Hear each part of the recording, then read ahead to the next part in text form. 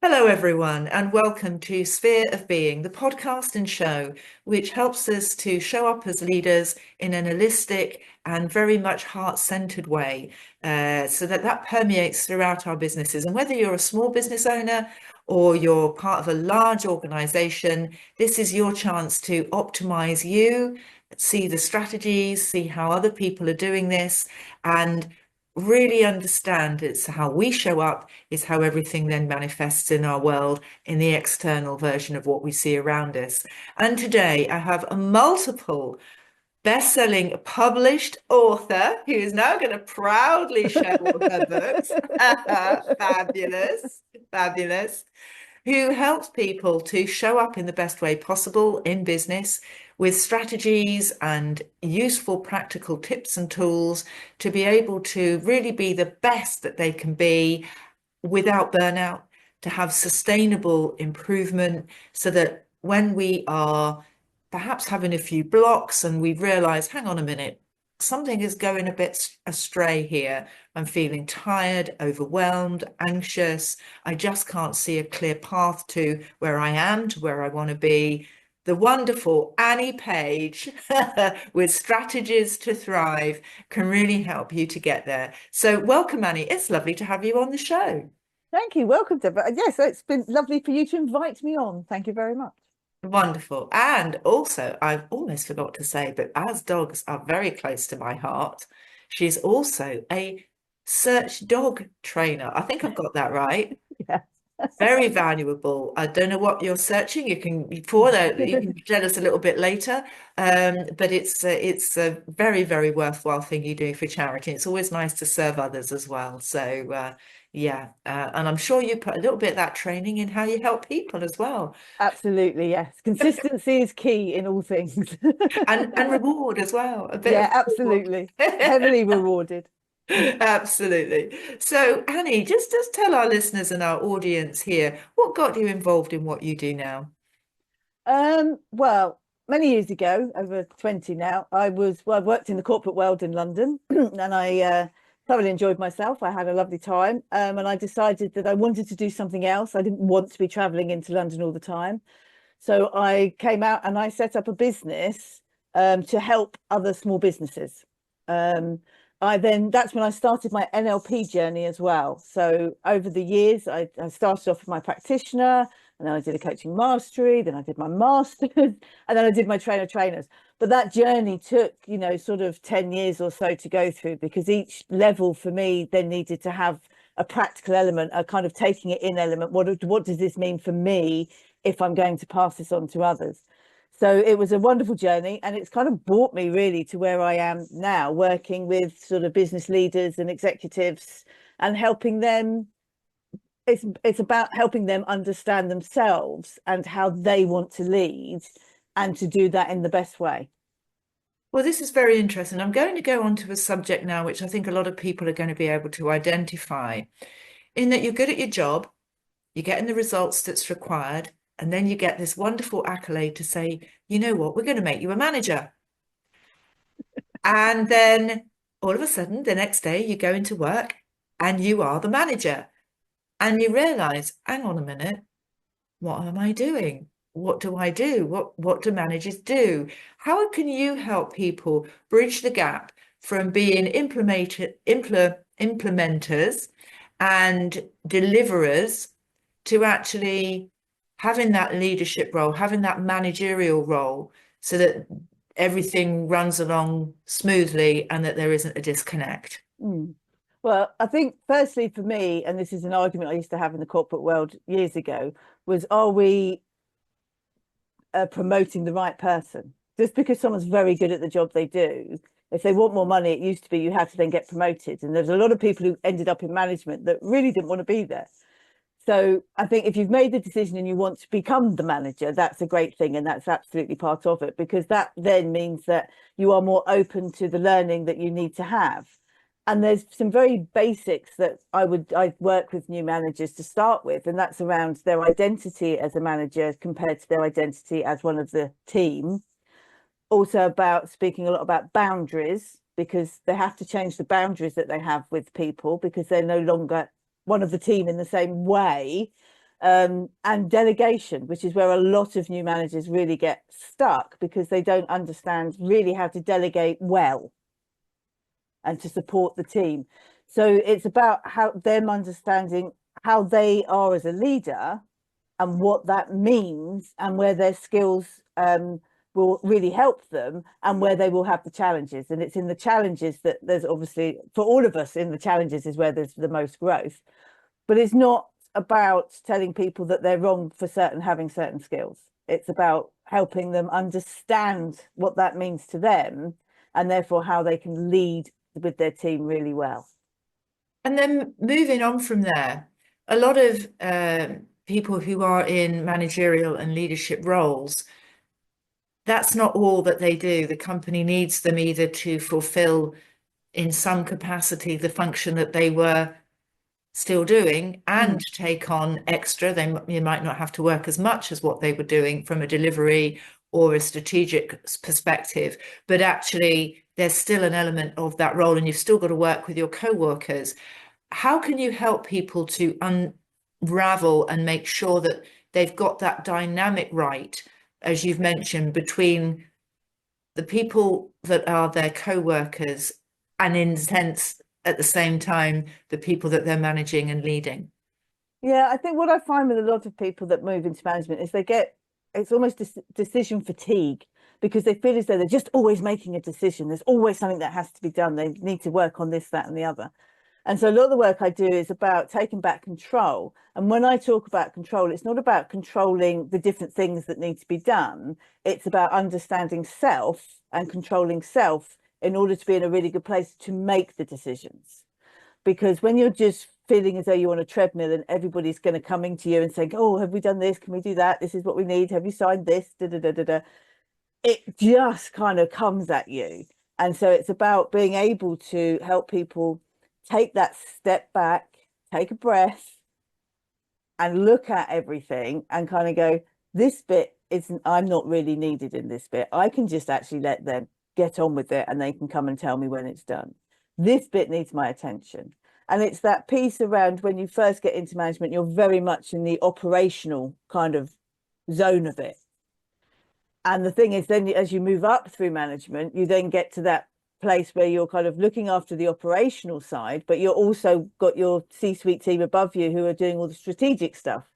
And then you've got that balance to make. And then when you're at the very top, it should be all strategic, to be fair. It should be all about where the business is going. So each level has its own challenges and its own ways of doing things, but all of them come with a feeling of overwhelm. And for me, decision fatigue is one of the biggest ones, where people feel they have to have an answer to everything the moment they're asked it. So a lot of what the work I do with people is about helping them take a step back and think about response as opposed to reactive. And interestingly, I had this conversation with my coach a couple of weeks ago. And it is that point of kind of like, if we want to respond to something, it gives us a different sense of feeling inside than if we think we have to react to it.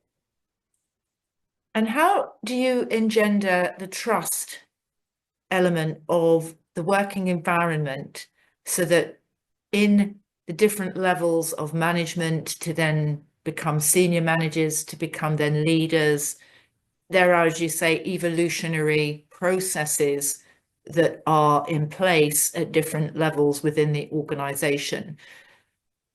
With that, the more people that you have an overview for, that you have an overarching responsibility for, how do you help people then to scale that and engender the trust in their teams to make sure that they're not trying to do everything that everybody else is doing? Yeah, that comes a lot from really understanding who in your team has what skills and where they lie, what skills you have, and how to make the most of all of those. But trust is something that at some point you've got to give somebody the trust. And you've just got to, from your heart, and we're talking about heart-centered leadership, from your heart, you have to say, I am trusting this with you. And you have to let them take it.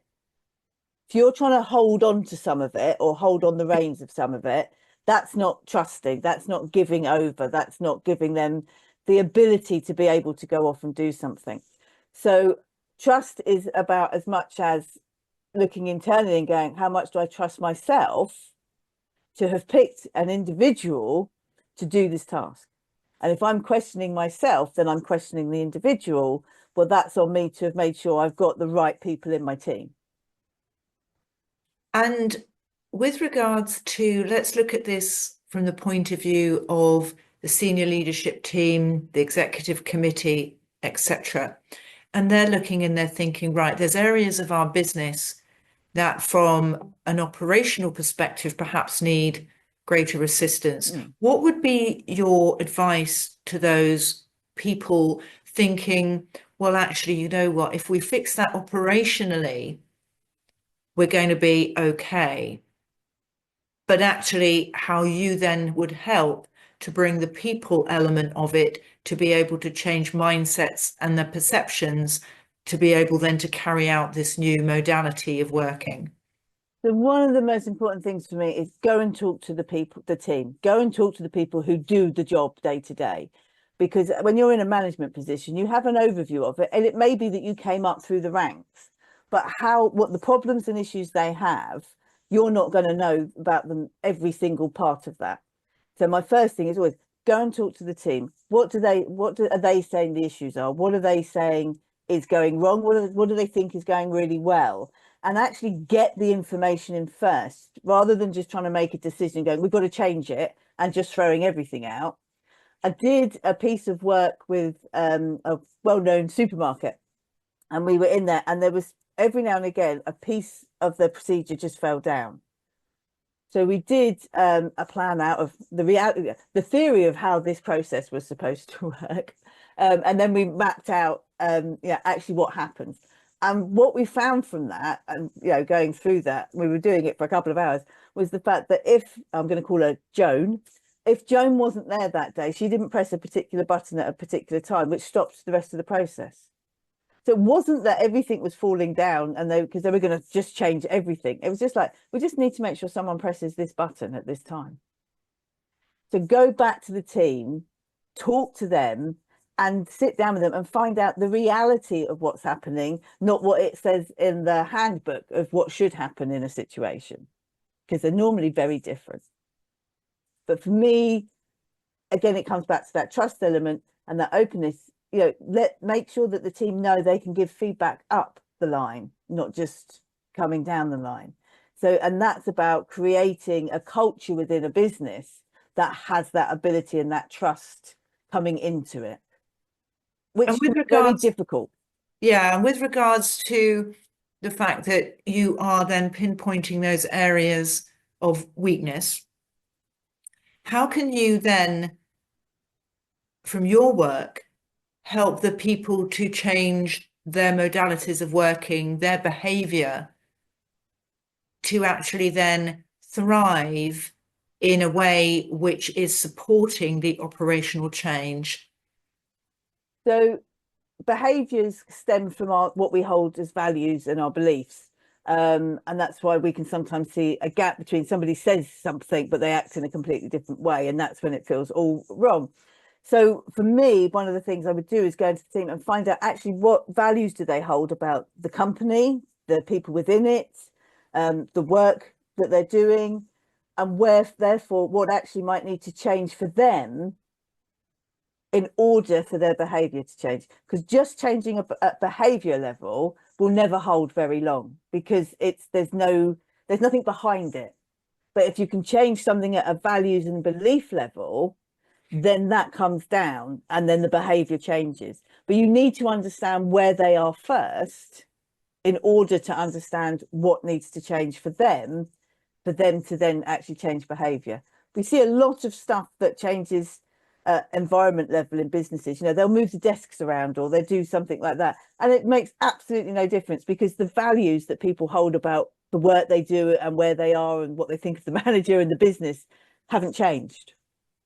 And that's the bit that you have to go. I always say you have to go behind what you see, and then you have to go behind again, because that's where the differences lay. And dependent upon the size of the team, what kind of timeframes are you talking about with actually the behavioral element and the value drivers that you're then looking into with the work that you do? How long does this process normally take? Well, I think they say a habit, you need to do something 21 times for it to become a habit. So a lot of work, if I'm in with a business, then what I'll do is we'll have our sessions, we'll do this thing, we'll decide between us actually what the changes are going to be. And I always say I will be back in a month's time, because there's an accountability part to that then, because then they actually have to, how many of us have been on training courses and thought it absolutely brilliant, got back to the office, put the file on the shelf because we're too busy to actually make a change. But if you know that someone's coming back in a month's time, as a team, you're going to work together to kind of implement those changes, so that when I walk back in the room, they're not all going to sit there and go, we haven't done anything. Because you cannot, there has to be the input from the people. And so that's why they have to understand the value to them and to the business. And that's the part for me that's so important. And then giving them accountability for it, giving them the responsibility of making those changes, so that they are controlling what's going on rather than being felt as though something's being done to them. And that from the leadership above that, how do you help those leaders who are then responsible for that team's growth and the leaders within those teams? How do you help them to, as you say, embed and make the necessary changes, or to implement the new environment to actually make sure that when you do come back in a month, is actually happening? Mm. So they have to absolutely believe it and hold the values to it as well, because what they think and how they act is what will happen below them. So if I go into work with somebody and they say my team are terrible, da da da da da, my first question is, and what do you do then? Because it trickles down. So they have to be seen to be holding the values of the business as well. They have to be seen to be working with those values that they're asking from other people. And they have to give over, this is where the delegation part really comes in, give over accountability and responsibility to their team. And they have to understand themselves, if they've got a block on that, what's happening for them. Is it that they feel that they've got no control, in which case actually what bits do they actually really need to control? And for me, that's much more about their role at that point is to help the team, as opposed to actually deliver what the team are doing. That's the whole point of having a team. When you're hitting management and leadership, your role is to give the team what they need to carry out the work that needs doing, so that you can stay with the bigger picture of how it fits in with all the other departments. That's your role at that point with leadership. So you've got to live it. You've got to absolutely think it for yourself and for your team.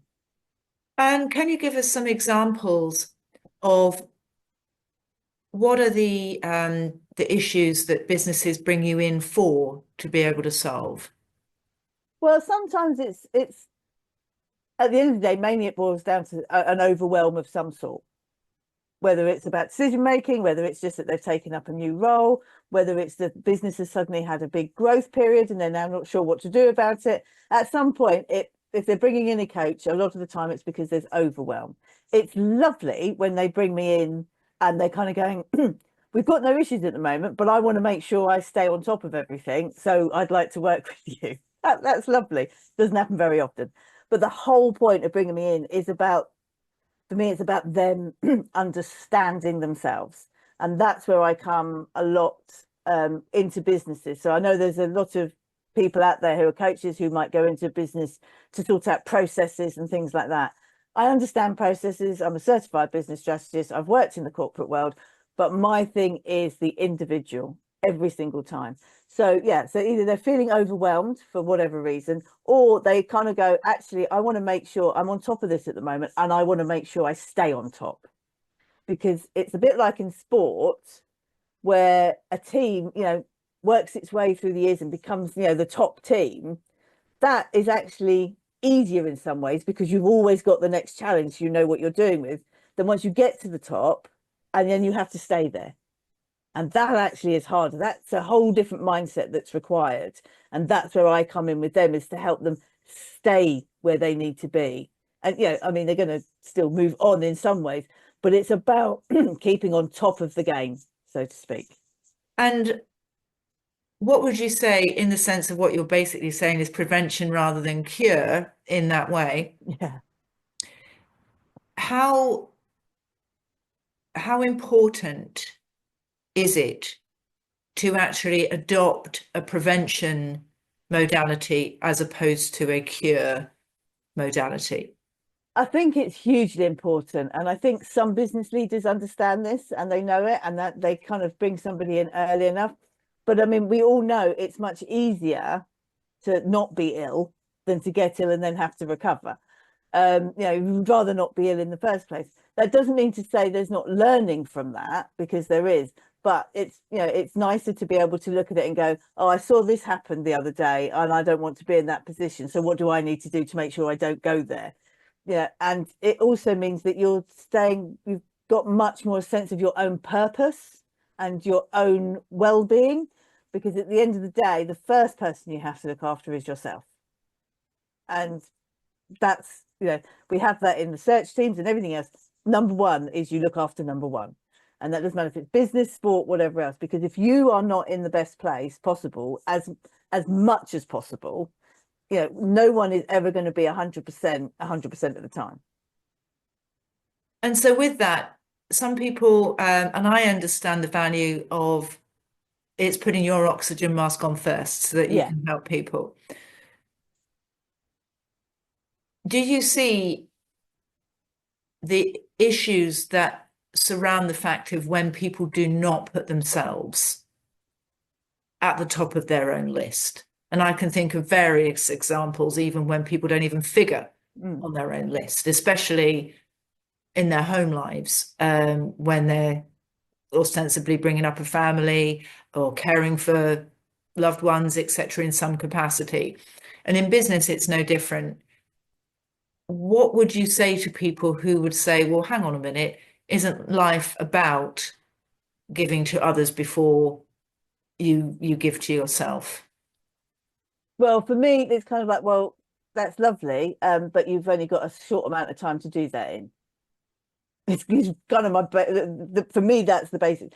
Because if you don't look after yourself, you can give to a certain point, but if you look after yourself, you always have the opportunity to give.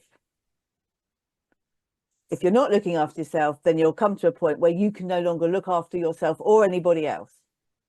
And then everything stops.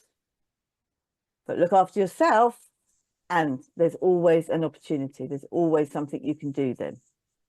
And what does that actually look like in business, in the field that you're in, where you're assisting people from this growth and going on and actually enhancing and moving forward in this way? What does that actually look like? So one of the biggest things for me, that one of the first conversations I normally have, is about boundaries. What boundaries do you have in place for work, for home, for looking after yourself? And how do you let that your team also have boundaries? So obviously working from home became a really big thing in the pandemic, which I think it was great. For me, the silver lining of that was people realized they could do their job and they could still have some time. And I think that was one of the biggest learnings we got from that. I have my forest behind me, because for me, nature is really important. It's where I recharge. I take my dog out every day. Today we tramped through muddy woods and everything else, but for me, that's my recharge. So I want to know what it is for others for their recharge, and how often are they giving themselves that? So you're in a busy environment at work, or you perceive the fact that if you step away from your desk at any point, you're going to be marked out as somebody who isn't being productive with their heart in the job. How do you help to re-educate the individual and perhaps the culture of that organization to actually have an issue, a set or a way in which is working where people do feel that they're recharged? Because I understand that not everybody's the same. Some people may need to have small, short breaks throughout the day. Other people like a longer type of thing, but you've got a business to run and a team to function properly. How do you factor all of this understanding of taking yourself as the center of the caring environment? How do you do that on a practical level? Yeah, you're quite right. It's a cultural shift in a business. And sometimes you might bring a leader into one area of the business who's very good at it and another one who's not very good at it. But it's a cultural shift. And for me, it's about stopping looking at how many hours somebody's sitting at the desk or they're sitting in the office. It used to be, you get in early and you'd leave late, you do 8 till 7 and aren't you amazing? Well, you probably do about 2 hours work in the whole of that day. Whereas somebody else coming in at 9 and leaving at 4 has set up their whole day to be working. So for me, it's about what's the actual output? Are they actually doing what they need to do? Are they getting things done? And that's where the focus should be, not on how long they're sitting in a chair in front of a desk. I've heard of some businesses when they had work from home that had, if you didn't touch your keyboard for like 2 minutes or whatever, it registered. That's, both mentally for the business managers who are leading that, that's all therefore they're thinking about, rather than what do they need to do with the business. And all the employee's doing is sitting there and they've got, something tapping just to make sure that something's being pressed on the keyboard. It's a ridiculous culture that kind of grew from that. But for me, it's absolutely a cultural change. It's a mindset change for businesses. And it comes back to what we were talking earlier about trust. If you trust your people to do their job, then why does it matter if they've done everything and finished at 3 and done a school run? And the interesting thing, I was talking to somebody the other day who had a successful IT business and exited for a lot of money. And he said that what he put to his business, all his employees, is, would you like unlimited holiday?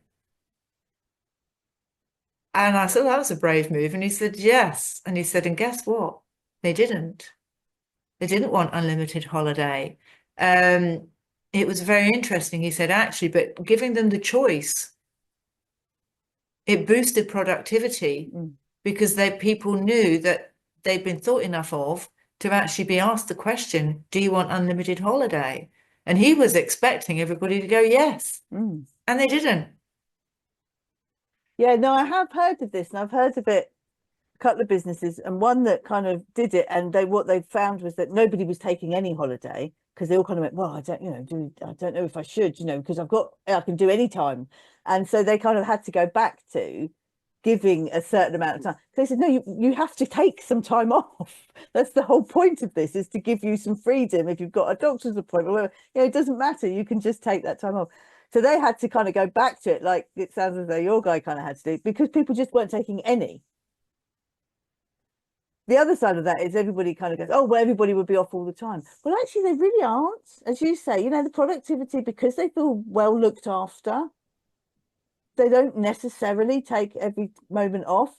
You're going to always have in any business somebody who's going to push it to an extreme. And then that's a leadership management role that you need to come in and kind of go, hey, come on. But on the other side of it is the fact that if they're delivering everything they need to deliver, does it matter? And that's the thing, obviously, in some instances, I suppose, dependent upon the business. And it, is obviously, let's say, for instance, you're giving care to the elderly, or that. Well, fair enough. You've got to organize shifts and things like that. So, but in those businesses where that is an opportunity to actually do it, I think, again, if you treat adults like adults, you'll often get an adult response. Yeah, absolutely. As I say, there's always going to be someone who's going to, take the mickey out of it or whatever else. But actually, as a team, you'll find they're probably going to talk to each other much more, because they're probably going to come and go, oh, I wanted to take this stuff, but can you cover this? Oh, well, I'll cover you know what I mean? And actually, the team bonding can be greater because they've got the authority to be able to have those conversations and help each other and work together. Yeah. It's an interesting one, that. What kind of results do businesses get from having you in and providing them with the solutions that you work with in their businesses? So what I find a lot is the fact that people will say, go, oh, I've been worrying about all this stuff and I don't actually need to worry about it. I've now got a handle on it. I've got control of it. And a lot of the time, what they'll say is that actually understand myself a lot more. I now see why I clash with that person, because because I understand myself more, I actually understand them more.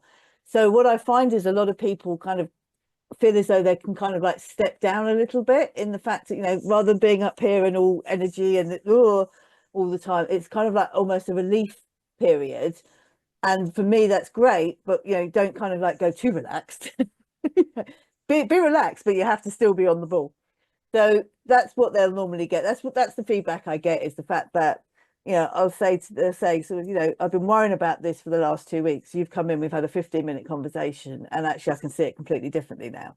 And that for me is the biggest step for me. That's the biggest thing I can give people, is the ability to relook at something, reframe it, or, you know, change it, or actually not worry about it anymore. And that for me is when people say to me, oh God, I feel so much better now I've spoken to you, because they found a way to deal with it and they found a way through. I've helped, I've obviously done my bit, but at the end of the day, the individual is still the one that has to believe in it.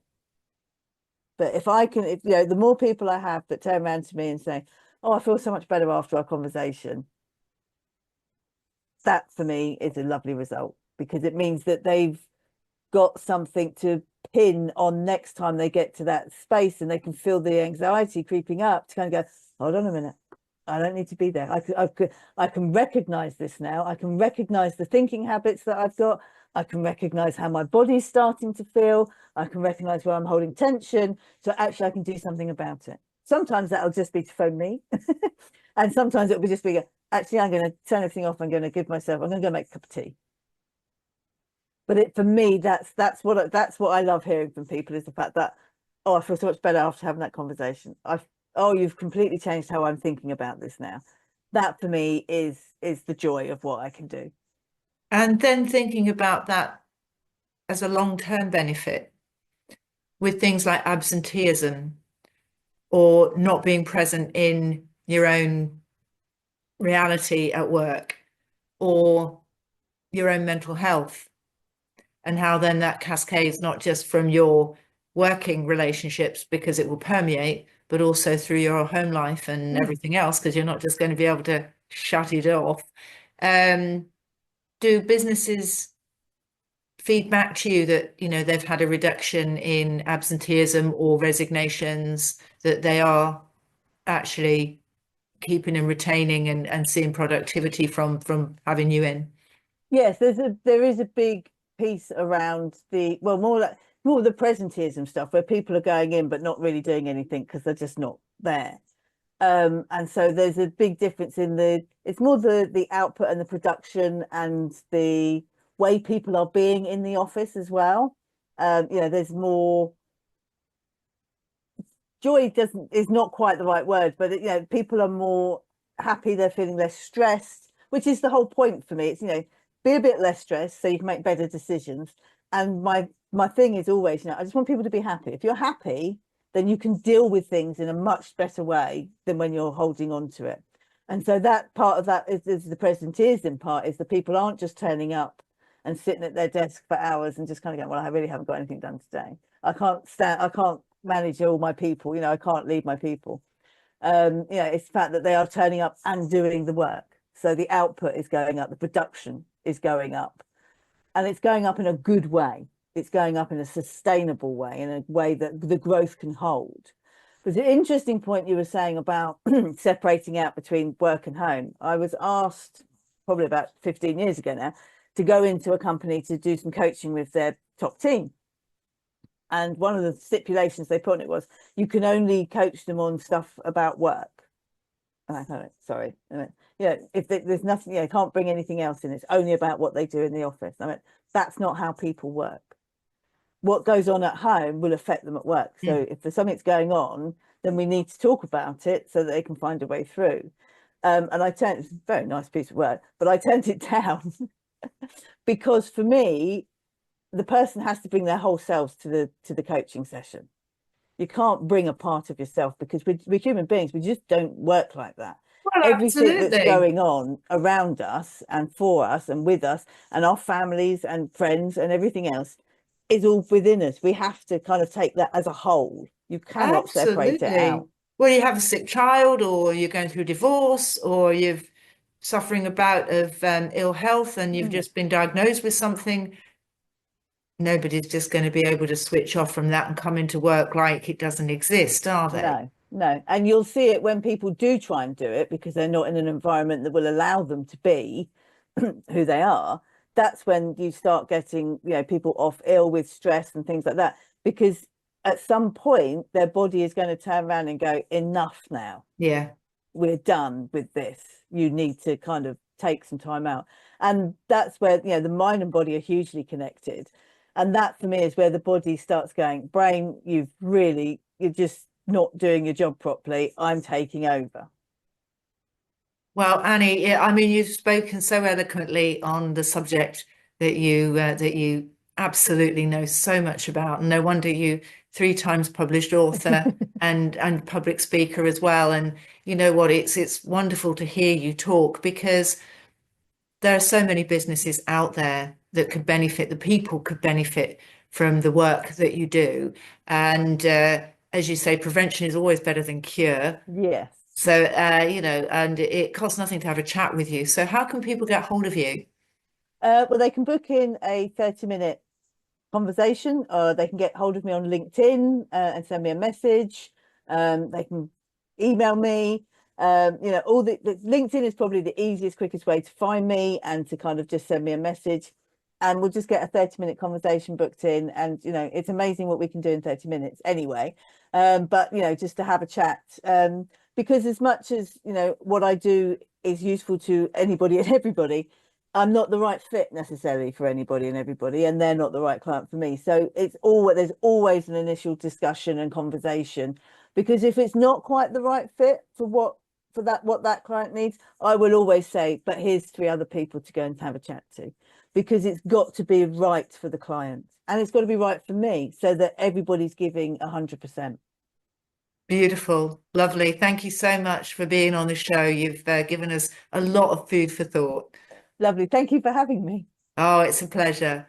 And for everybody listening, it's always great to think a bit outside the box, how we're showing up ourselves. It's not a weakness to ask for help, it's a strength. And if we know that we can absolutely have a game-changing increment by a little tweak, a little few adjustments with how we're showing up personally, how we're thinking, then that's got to be good. Because as I said, we've just said on the episode today, what is at work doesn't stay at work, and vice versa. So it's an holistic approach to having a really much more happy, much more centered, much more relaxed and joyous life overall. And then we give to others because we're not islands, so everybody benefits. So thanks ever so much for listening. Be in touch with Annie, have a chat with her.